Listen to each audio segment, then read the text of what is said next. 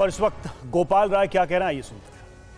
ने जवाब क्यों नहीं दिया? अगर ये षड्यंत्र में शामिल थे तो इसका मतलब तो कोर्ट ने जिस दिन जमानत दे दिया, ये सोच रहे थे कोर्ट जो है गिरफ्तार करवाएगा। अब वहां से रास्ता बंद हो गया, तब यह नया षड्यंत्र हुआ, नया ज्ञान प्राप्त हुआ, ब्रह्म ज्ञान आया होगा कहीं से। गोपाल जी, आप कह रहे हैं कि अरेस्टिंग होने वाली है, साजिश रची जा रही है। अब अगला आपका क्या प्लान है कैंपेन को लेकर, क्योंकि सामने लोकसभा चुनाव है और साथ ही साथ दिल्ली सरकार कैसे चलेगी, दोनों के लिए क्या प्लान है आपका? देखिए, सारा प्लान है, जैसा मैंने कहा कि इनके हर षड्यंत्र का जवाब हमारे पास है और हर षड्यंत्र का जवाब देंगे समय आने पे। Gopal ji, world air quality की रिपोर्ट आई है, उसमें दिल्ली विश्व की सबसे पोल्यूटेड राजधानी ये आया।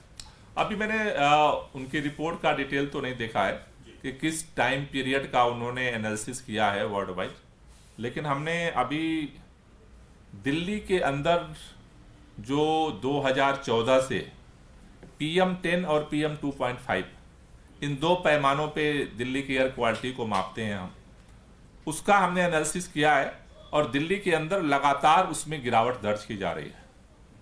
2014 में जो PM10 की मात्रा थी, उसमें पिछले साल 23 तक का जो रिपोर्ट है उसमें लगभग 32% की गिरावट आई है, प्रदूषण कम हुआ है।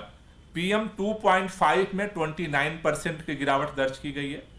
पिछले साल 2022 में और पिछले 2023 में जो आंकड़े हैं, 2022 में PM10 का जो एवरेज था पूरे साल का, वो जो है वो 223 दिनों का 223 था PM10 की मात्रा, और 23 में जो है वो घट करके 219 हुआ है, उसमें कमी आई है।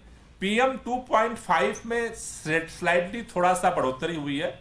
2022 में वो 103 था एवरेज और 23 में जो है 106 हुआ है। लेकिन अगर एवरेज देखें तो प्रदूषण का स्तर कम हुआ है। पिछले साल में पूरे में दिसंबर का महीना, जब विंड स्पीड काफी जीरो थी और वेदर कंडीशन जो है वो निगेटिव थी, उस समय थोड़ा सा पोल्यूशन का जो एवरेज था पूरे साल का, उसमें थोड़ी सी जो है वो बढ़ोतरी देखी गई है।